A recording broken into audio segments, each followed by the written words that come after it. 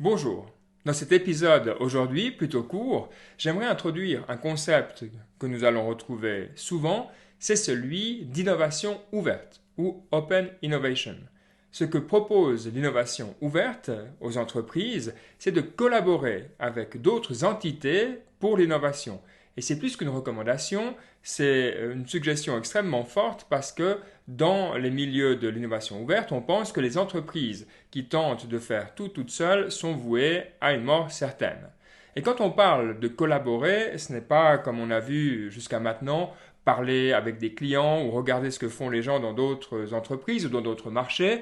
Non, c'est vraiment une collaboration où toutes les entités qui participent en tirent quelque chose. Donc typiquement, on peut trouver des entreprises qui collaborent avec d'autres entreprises ou avec des universités, mais aussi avec des associations ou avec des particuliers qui sont spécialistes dans un domaine.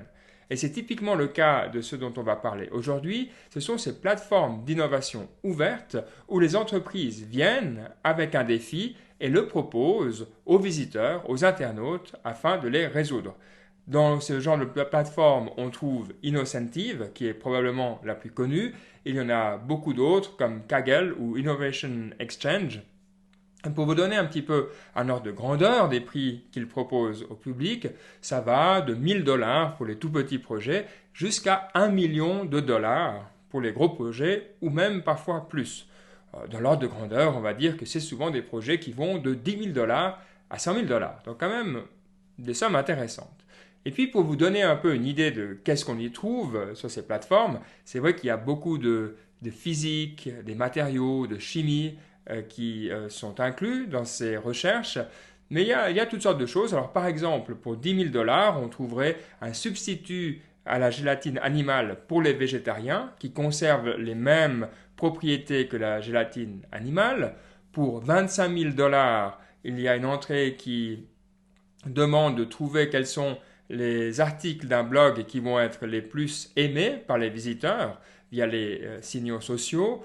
Pour 100 000 $, on trouve une demande de prototype pour un tracteur qui marche au propane.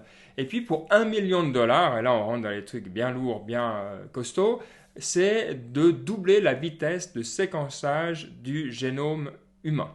Donc on voit qu'il y en a vraiment pour tous les goûts et ça va des choses du marketing à l'économie jusqu'à la chimie et aux mathématiques, ce que vous voulez. Donc si vous voulez participer ou si vous avez participé, faites-le moi ça m'intéresse vraiment beaucoup de mieux comprendre comment ça fonctionne. Je vais essayer un ou deux de ces challenges, pas sûr que j'arrive très loin, on verra ce que ça donne, je vous dirai.